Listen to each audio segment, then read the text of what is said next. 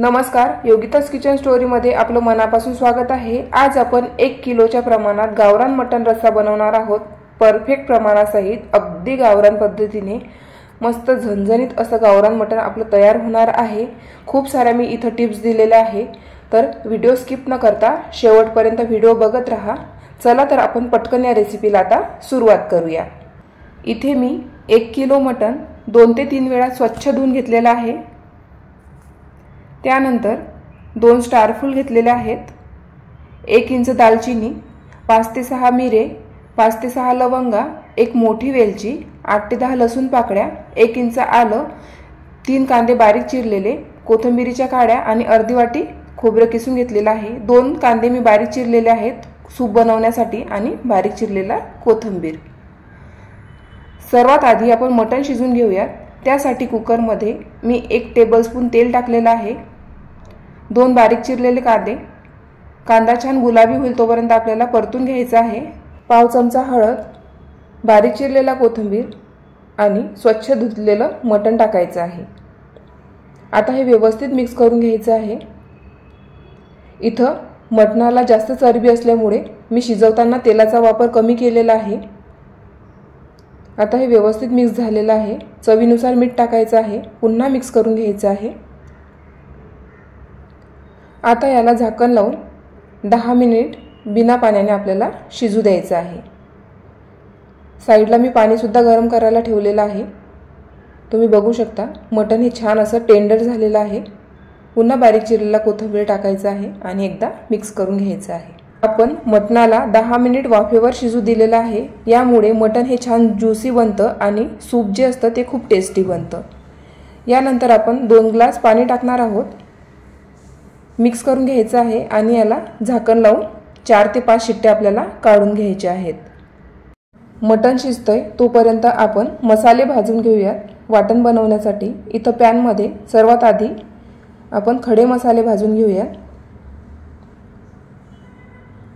खड्या मसाल्यांचा हलकासा कलर चेंज होईल तोपर्यंतच आपल्याला भाजून घ्यायचं आहे। आता हे आपण काढून घेऊया। त्यानंतर किसलेलं खोबरं टाकायचं आहे, ते छान गोल्डन ब्राउन कलर होईल तोपर्यंत आपल्याला भाजून घ्यायचं आहे। कांदा सुद्धा आपल्याला ब्राउन कलर येईल तोपर्यंत व्यवस्थित भाजून घ्यायचं आहे। थोडंसं तेल टाकायचं आहे। इथे मी 3 मोठ्या कांद्यांचा वापर केलेला आहे। तुम्ही ग्रेव्हीच्या क्वांटिटीनुसार प्रमाण कमी जास्त करू शकता। कांदा तुम्ही उभा सुद्धा कापू शकता, पण बारीक कांदा कापल्यामुळे तो पटकन भाजला जातो आणि वेळेची सुद्धा बचत होते। पॅन मध्ये कांदा न भाजता तुम्ही डायरेक्ट फ्लेमला सुद्धा कांदा भाजून घेऊ शकता। इथं कांदा छान गोल्डन झालेला आहे। आणखी आपण 2 मिनिट त्याला भाजून घेऊयात, म्हणजेच छान असा ब्राउन कलर त्याला येईल आणि मसाला जो असतो तो छान काळ्या कलरचा आपला तयार होतो। इथे कांदा व्यवस्थित भाजून तयार झालेला आहे।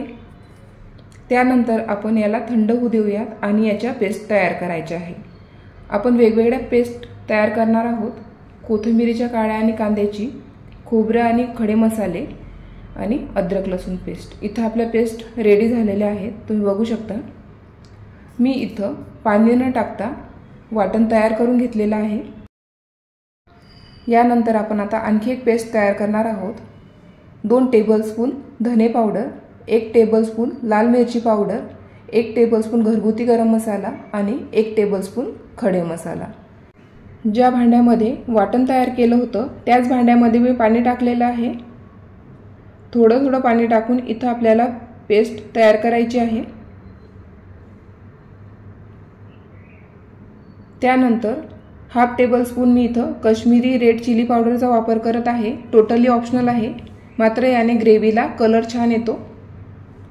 जर तुम्हाला या प्रकारे पेस्ट तयार करायची नसेल तर तुम्ही ड्राय मसाले सुद्धा वापरू शकता।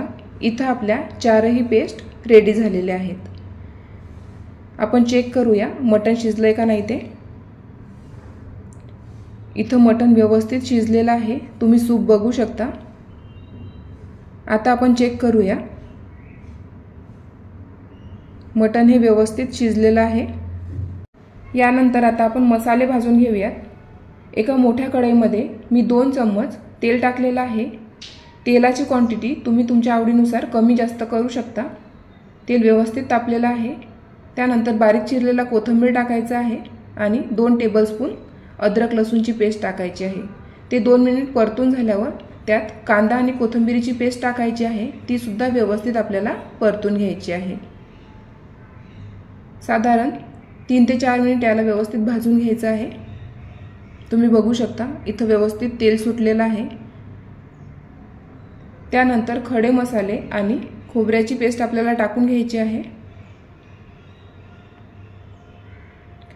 आपण पेस्ट तयार करताना पाण्याचा वापर अजिबात केलेला नाही, त्यामुळे मसाले हे व्यवस्थित भाजले जातात आणि वेळही कमी लागतो। त्यानंतर आपण ड्राय पावडरची जी पेस्ट केलेली होती ते सुद्धा टाकून घ्यायची आहे आणि व्यवस्थित आपल्याला परतून घ्यायची आहे। इथे तेल सुटलेलं आहे। जोपर्यंत वाटणाला तेल सुटत नाही तोपर्यंत आपल्याला भाजून घ्यायचं आहे। थोडे मसाले ड्राय वाटत आहे, त्यामुळे मी थोडंसं पाणी ॲड करत आहे। कढईला मसाला हा अजिबात चिकटत नाही, म्हणजेच आपला मसाला भाजून तयार झालेला आहे। त्यामध्ये मी 1 वाटी सूप टाकत आहे, त्यामुळे ग्रेव्हीला टेस्ट खूप छान येते। थोडंसं गरम पाणी ॲड करत आहे। आता हे आपल्याला 5 ते 6 मिनिट शिजू द्यायचं आहे। तुम्ही बघू शकता इथं आपलं मसाला रेडी झालेला आहे। त्यात आता आपण शिजलेलं मटण टाकणार आहोत। व्यवस्थित मिक्स करून घ्यायचं आहे। मटण आणि मसाले एकजीव करून घ्यायचे आहेत।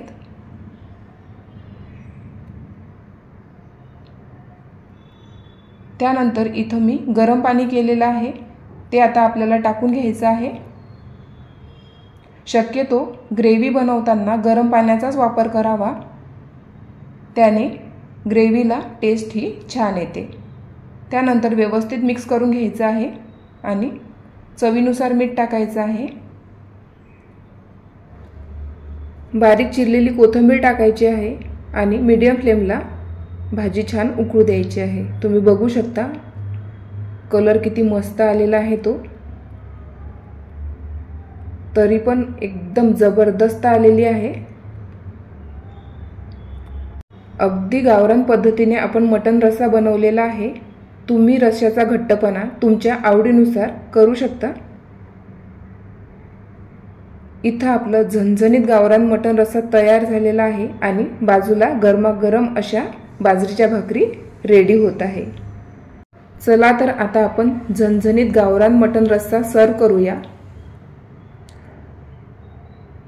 या प्रकारे जर तुम्ही रस्सा बनवला तर तुम्ही या रस्स्याची चव कधीच विसरणार नाही।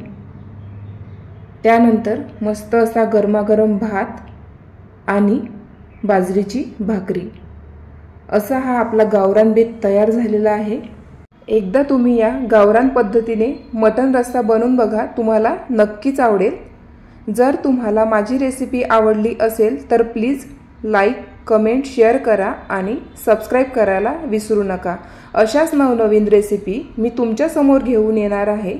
Thank you for watching. भेटूया अशाच नवीन रेसिपी सोबत।